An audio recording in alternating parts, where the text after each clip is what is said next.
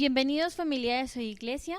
Una vez más estamos agradecidos porque podemos estar juntos levantando y exaltando el nombre de nuestro amado Dios. Los invito para que en esta noche podamos dar gracias. Gracias porque a pesar de las diferentes circunstancias podemos contar con la paz que nos da Dios, porque podemos estar seguros, porque sabemos que en cada tiempo y en todo momento Él está con nosotros. Así que por eso los invito a que levantemos una oración y podamos darle gracias por todo aquello. Señor Padre Santo, primero te damos la bienvenida a este lugar, Señor. Sabemos que cuando 2 o 3 se reúnen en tu nombre, tu Espíritu está ahí, Señor. Así que lo podemos sentir y te damos gracias por darnos ese regalo, Señor. De igual manera te damos gracias porque a pesar de que hay muchos corazones perturbados, personas que tal vez están viviendo situaciones difíciles, aún así en esa circunstancia tú estás, Señor. Aún en los malos tiempos te podemos encontrar. Porque tu Espíritu y tú están dispuestos a buscarnos y darnos esa tranquilidad, esa paz que sobrepasa entendimiento, Señor.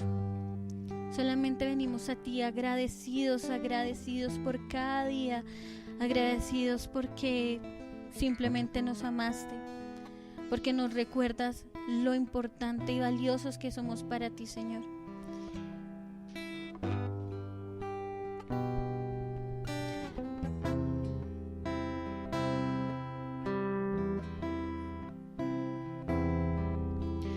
Mi corazón confiado está porque yo te conozco, y en medio de la tempestad nunca estoy solo, y puedo tu silueta ver en medio de la niebla. Tu gracia es suficiente en mí si el mundo tiembla. Cada día despierto y tu misericordia está conmigo. Puedo descansar, tú eres el mismo. Cada día me enseñas a confiar en ti con tu palabra. Te amas cada mañana.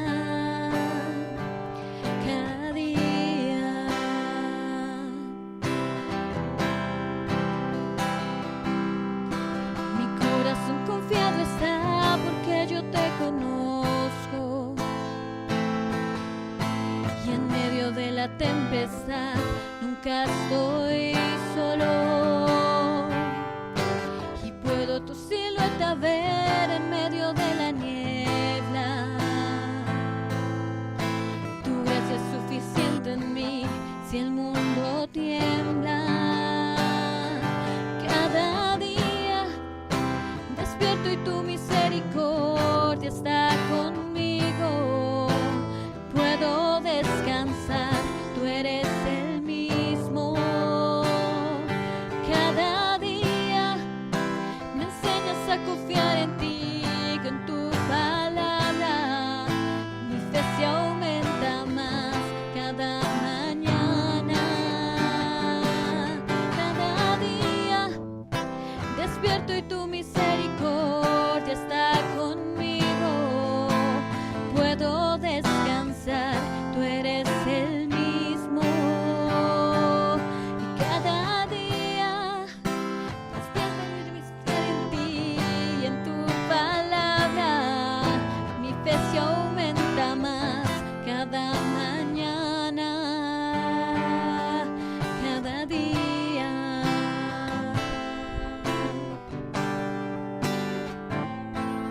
Cada día,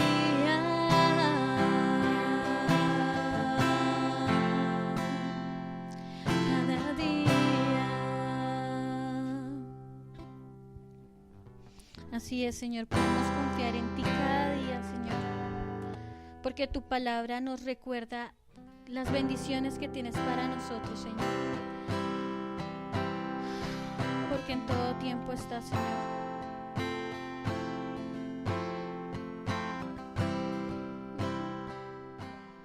Tengo todo, eres todo lo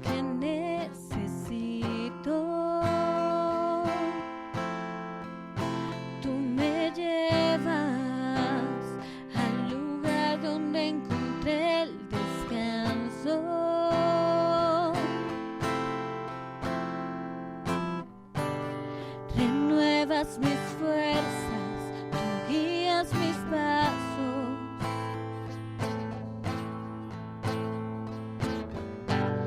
Renuevas mis fuerzas, tú guías mis pasos.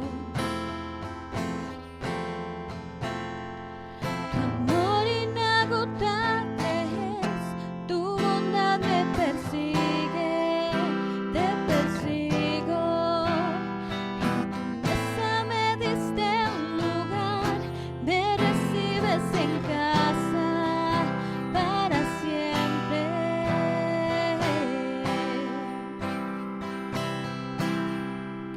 En tus brazos cada miedo y temor se apaga. Tú me enseñas a confiar cuando mi fe desmaya.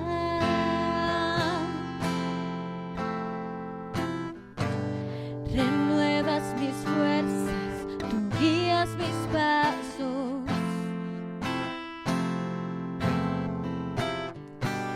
Renuevas mis fuerzas, tú guías mis pasos. Tu amor inagotable es, tu bondad me persigue, te persigo. En tu mesa me diste un lugar, me recibes en casa para siempre. Tu amor inagotable es, tu bondad me persigue, te persigo. En tu mesa me diste un lugar, me recibes en casa para siempre.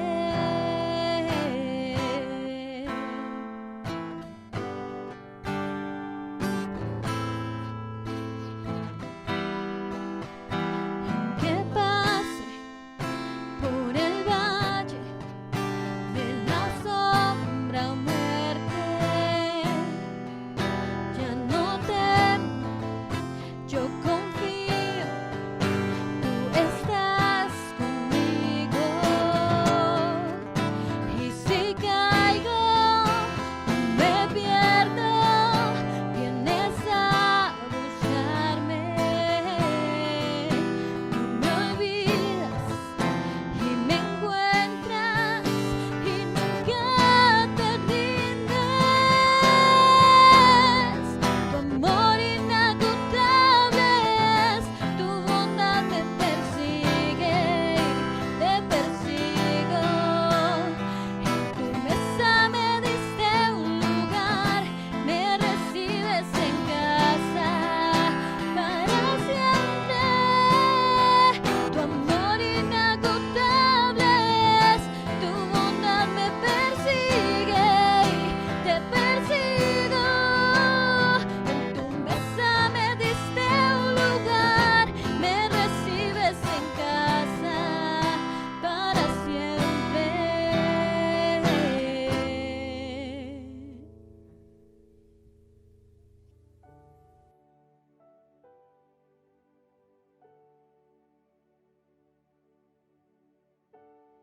Buenas noches, familia Soy Iglesia. Muchas gracias por estar una noche más conectados junto a nosotros. Gracias por permitirnos entrar a sus hogares y ser parte de su familia, ser parte de sus enseñanzas y ser parte de su vida cristiana. Damos gracias a Dios por ello. Hoy, perdón, estamos terminando nuestra serie de Reino. Y así como hemos hablado que dentro del reino hay muchísimas cosas, si hablamos de ciudadanía, de embajadores, de cómo entender la voluntad del rey, cómo hacernos ciudadanos, del sistema de todas las cosas que componen un reino. Hoy vamos a hablar de un tema que, a decir verdad, es un poco complicado y un poco delicado en el reino, porque todo reino tiene sistema de tributos, todo reino tiene sistema económico, un sistema económico bajo el cual el reino se sostiene y se expande.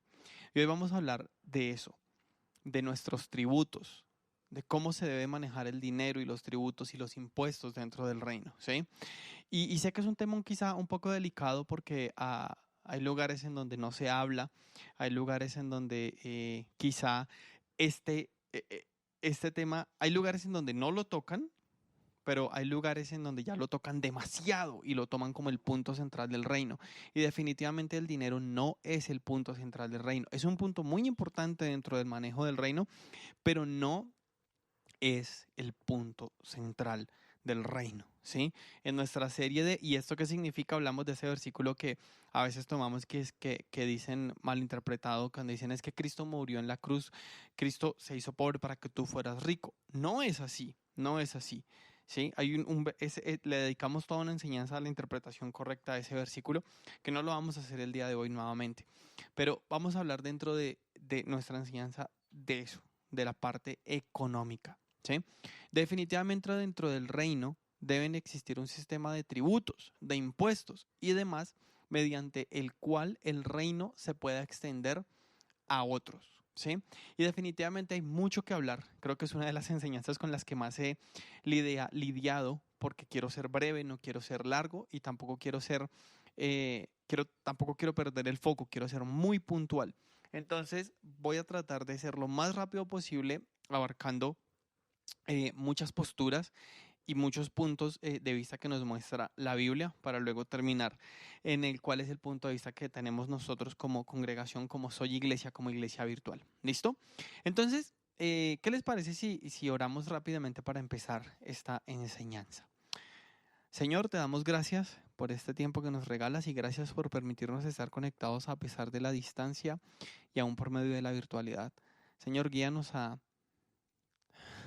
que no dependamos de un lugar físico para honrarte y adorarte, sino que podamos utilizar el regalo de la tecnología para adorarte a ti a pesar de la distancia, Señor. Te doy gracias por cada uno de los que se está conectando y clamo y te pido que puedan tener un momento de conexión real contigo, Señor. En el nombre de Jesús oramos. Amén y amén. Bien, entonces les decía que vamos a empezar mirando qué nos dice el Antiguo Testamento frente a este tema. ¿Listo? Hoy vamos a mirar versículos como creo que nunca antes lo había hecho yo en una enseñanza. Dice Levítico 27, del 30 al 32. Dice, el diezmo de todo producto del campo, ya sea grano de los sembrados o fruto de los árboles, pertenece al Señor, pues le está consagrado. Si alguien desea rescatar algo de su diezmo, deberá añadir a su valor una quinta parte. En cuanto al diezmo del ganado mayor y menor, 1 de cada 10 animales contados será consagrado al Señor. ¿Sí? Entonces, el Antiguo Testamento nos muestra que era ley, era el mandato. El 10% de todo producto del campo, de todo animal, era consagrado a Dios, era consagrado al Señor, ¿correcto? Y en Génesis 14:20 vemos un ejemplo muy claro quizá de este diezmo en acción. ¿Sí? Génesis 14:20 dice, bendito sea el Dios altísimo que entregó en tus manos a tus enemigos. Y entonces Abraham le dio el diezmo de todo. Cuando miramos el contexto de este pasaje, nos damos cuenta de que Abraham había ido a reclamar, a rescatar a su familiar, a Lot, y en el rescate había tomado todo lo que le habían quitado a la ciudad de Lot.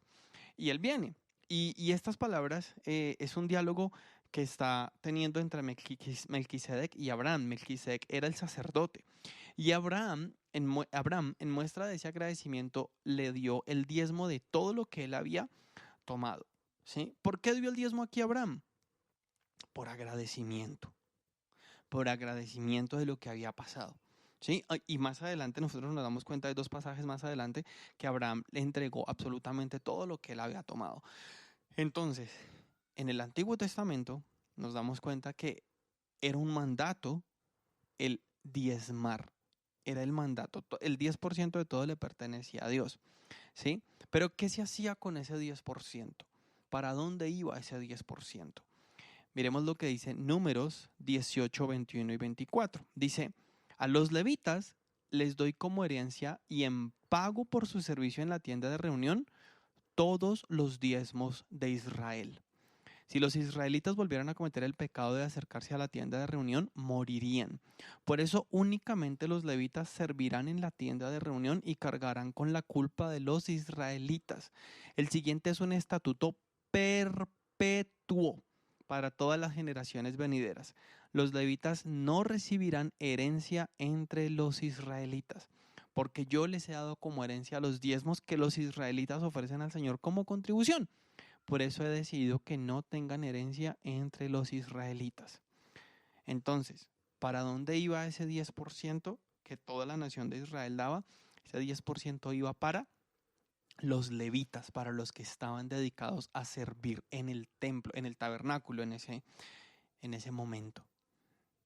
Todos los diezmos iban para ellos. Cuando hubo la repartición de la tierra prometida, a los levitas fueron a los únicos que no les tocó esa porción de tierra como herencia. ¿Por qué?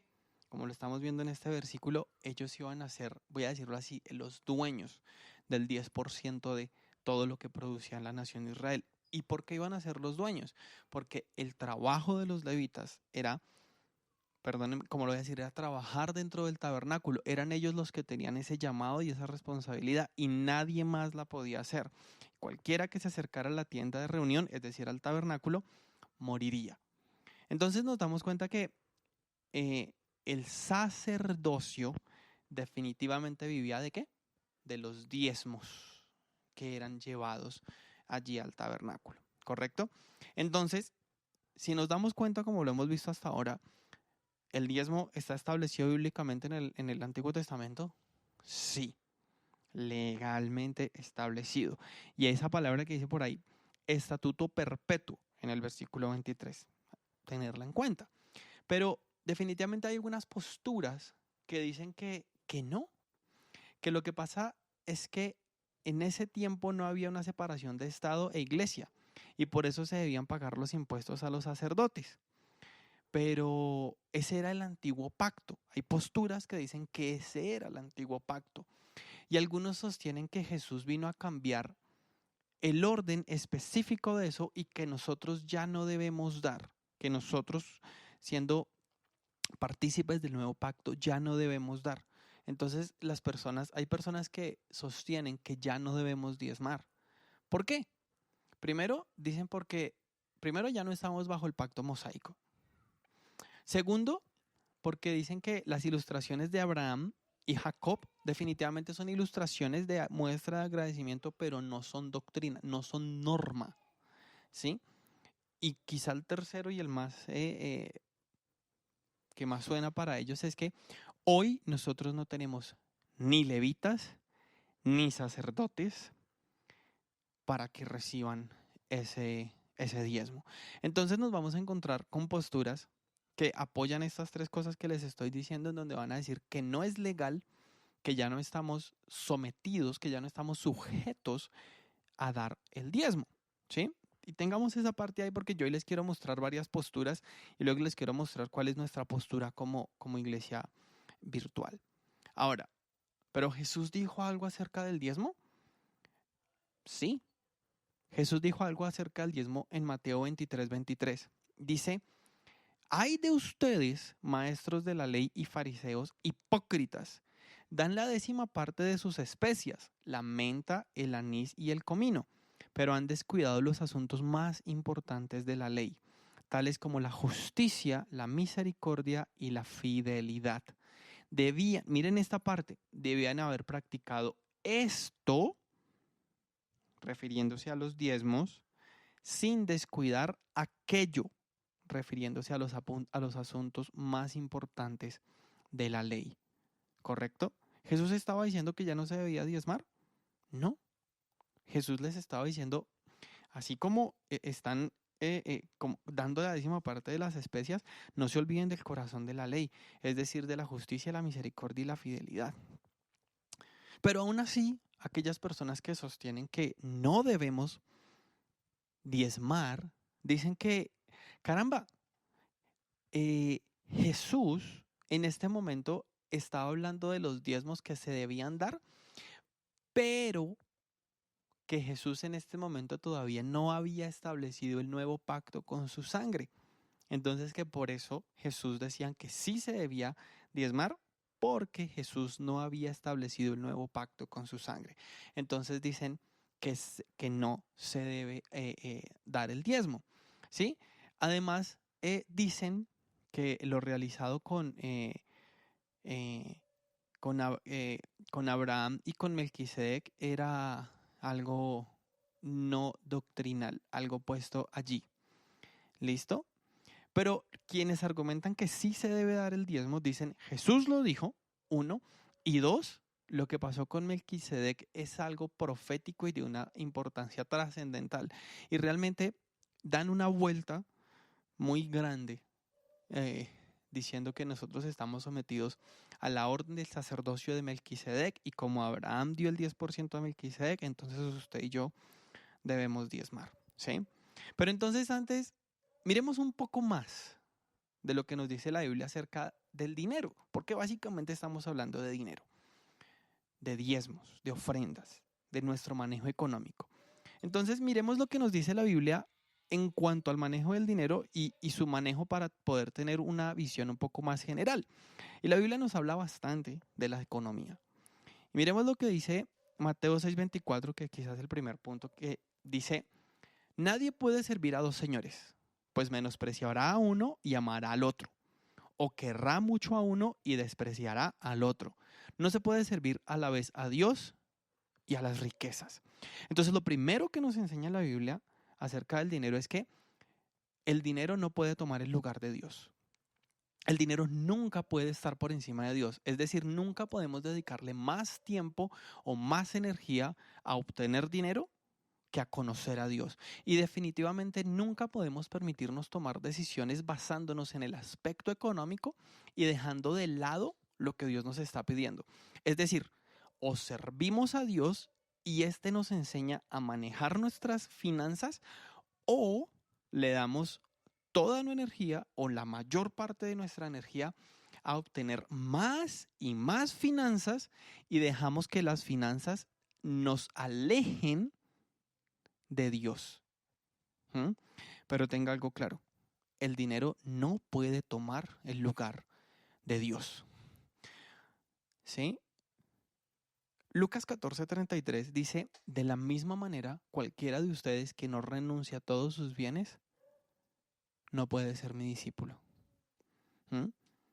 Lo malo no es tener dinero. Lo malo es que nuestro dinero tome que el dinero sea la prioridad. Y cuando les estoy hablando que el dinero sea la prioridad, es que el dinero sea nuestra preocupación, nuestro día a día, que el dinero esté allí como primero.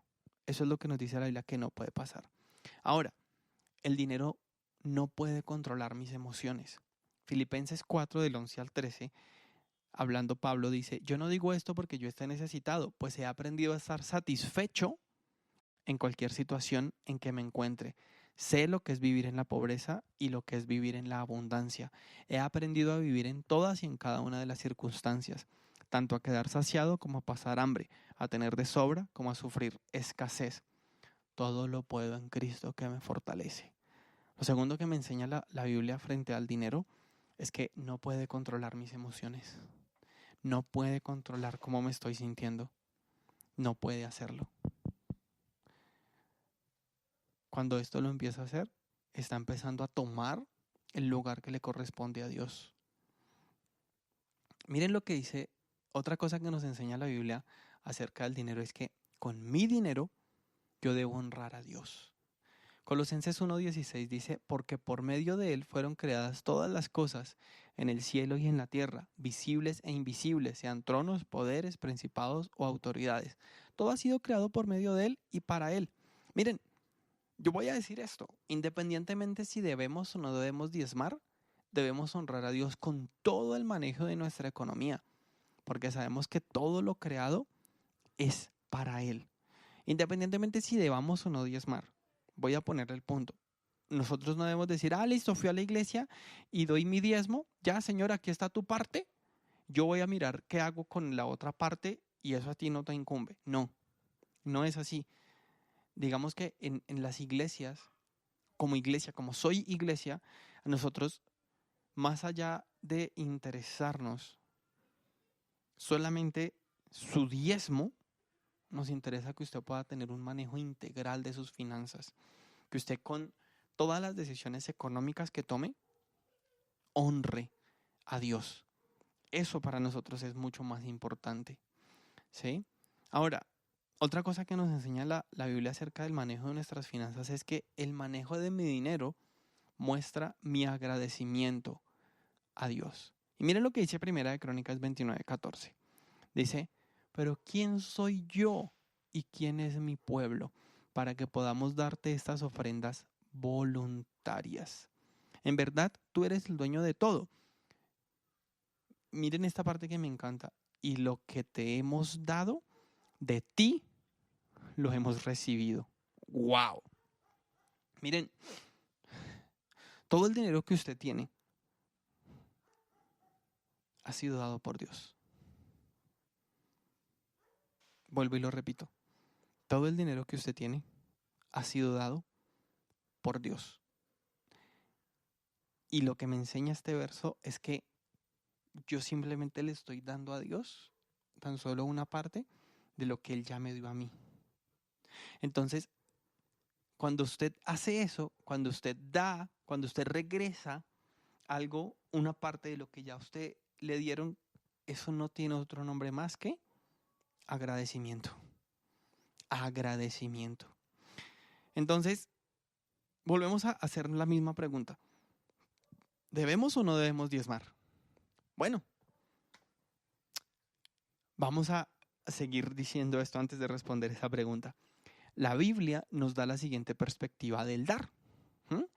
En el Antiguo Testamento, ya hablamos ahorita del Antiguo Testamento, dábamos ¿para qué? Para los sacerdotes. ¿Cuál era la tarea del sacerdote? Eran los encargados de enseñar la palabra, es decir, de trabajar en el tabernáculo.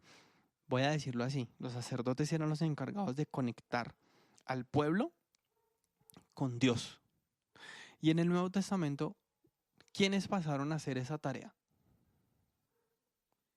¿Quiénes pasaron a hacer la tarea de predicar y llevar la palabra y llevar el evangelio? Los apóstoles, los discípulos. Entonces miremos lo que le dijo Jesús a sus discípulos en cuanto a esas cosas. En Mateo 10:10, cuando Jesús estaba enviando a sus discípulos, les dice, no lleven ni bolsa para el camino, ni 2 mudas de ropa, ni sandalias, ni bastón, porque el trabajador merece que se le dé su sustento. Miren, el enseñar la palabra y el dedicar su vida a la enseñanza es igual que cualquier otro trabajo, donde nuestro superior, nuestro jefe es Dios mismo, y es a Dios a quien le rendimos cuenta de todo lo que hagamos o todo lo que dejemos de hacer. Y perdónenme, me voy a parar aquí 2 minutos en este punto. ¿Usted se ha puesto a pensar alguna vez cuánto tiempo toma el preparar una enseñanza? ¿Usted se ha puesto a pensar en alguna vez cuánto tiempo toma el aprender a interpretar algún instrumento y el tratar de conducir su vida conforme a lo que dice la Biblia? Miren, sé que quizá nuestras enseñanzas son enseñanzas de 20, 30 o 40 minutos, pero detrás de estos 40 minutos que usted está escuchando, hay en la ocasión que menos hay 4 o 5 o 6 horas de preparación para un bosquejo. Hay un tiempo de edición y producción de video, de transmisión en vivo. Es decir, usted no está pagando, voy a decirlo así, usted no está ofrendando, usted no está recibiendo tan solamente 40 minutos, porque usted detrás de todo eso hay el tiempo que se le invierte, que si lo podemos mirar como un trabajo, es un trabajo. ¿Sí? Miremos lo que dice 1 Corintios 9, del 6 al 14, para continuar. Y es que dice Pablo, ¿o es que solo Bernabé y yo ¿Estamos obligados a ganarnos la vida con otros trabajos?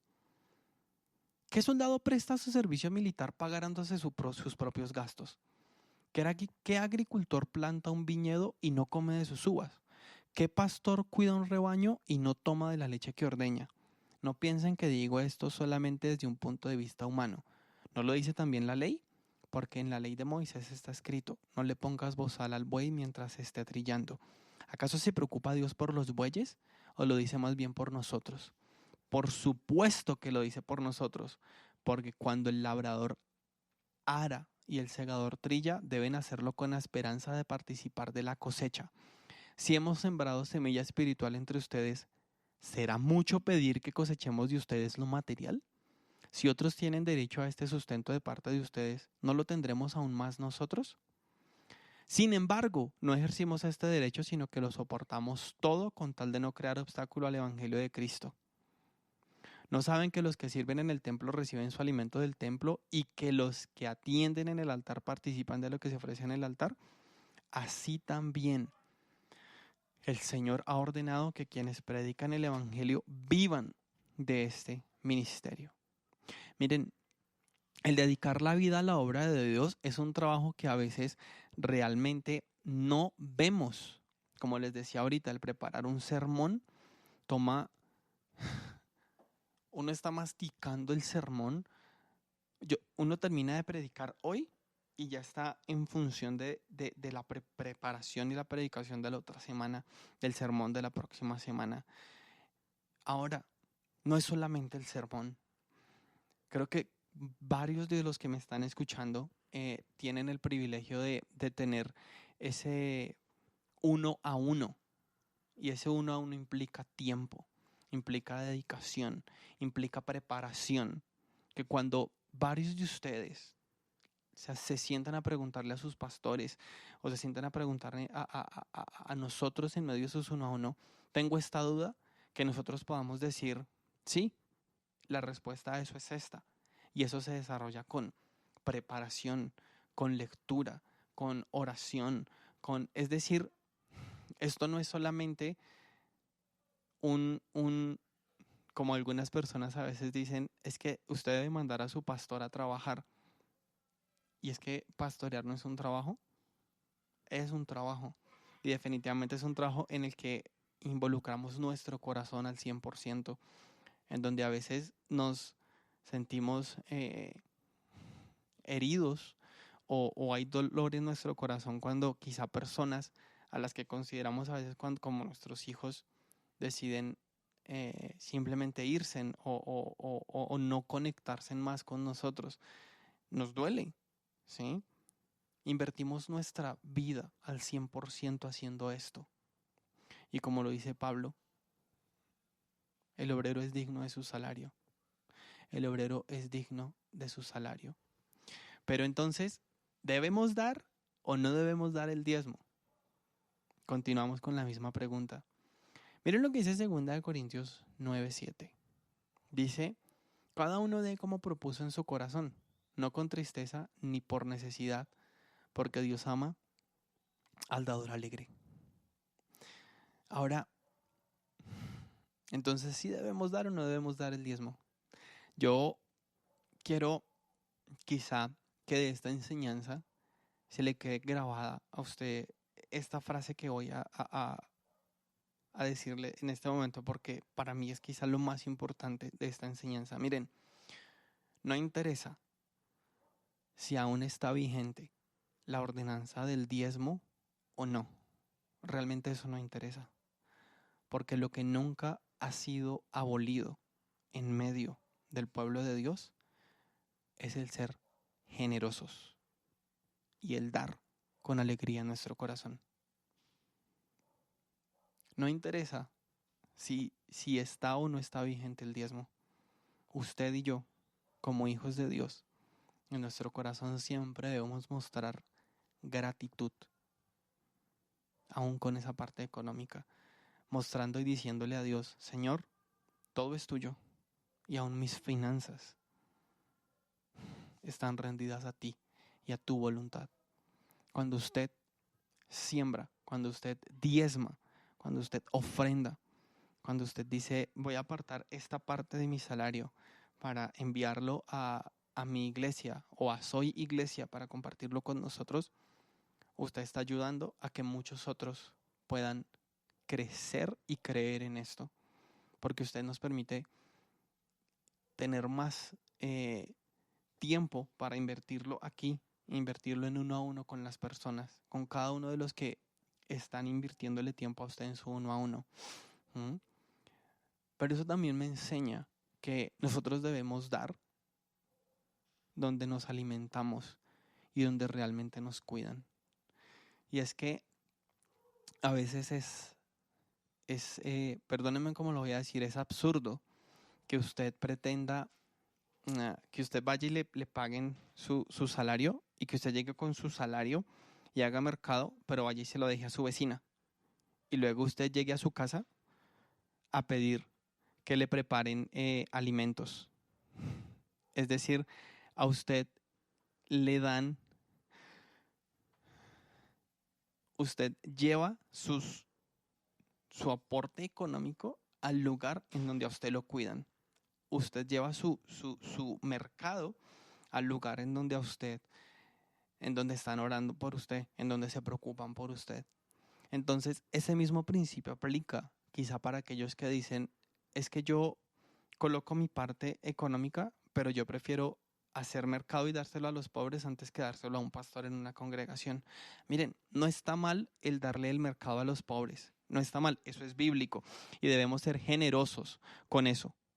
Pero lo que sí está quizá equivocado es pensar que yo puedo direccionar el manejo económico bajo mi voluntad. No. Miren, nuestra tarea es dar. Es tarea de los pastores rendirle cuentas a Dios de cómo van a invertir ese dinero. Pero tu tarea y mi tarea es obedecer el mandato de dar. Y ahora, entonces, ¿cuánto debemos dar? Si en la antigua ley, cuando era un mandato, era ley, debíamos dar el 10%, y entonces decimos que ya ese mandato fue derogado, fue abolido, fue modificado por el nuevo pacto de Jesús. Entonces, ¿cuánto debemos dar ahora? Pues bueno, la Biblia nos enseña que ahora damos conforme a como usted propuso en su corazón. Entonces lo voy a decir así. Si antes por mandato teníamos, por ley, teníamos que dar el 10%, ahora que estamos, que somos sido llamados a dar con libertad y con generosidad, entonces ahora ¿cuánto daremos? No sé cuál postura sea la suya. No sé si usted crea que se debe, que quedó o no quedó abolido el diezmo. No interesa cuál es su postura, porque lo que nunca fue abolido es la generosidad. Lo que nunca fue abolido es el dar con alegría, el dar sabiendo que es mucho mejor dar que recibir.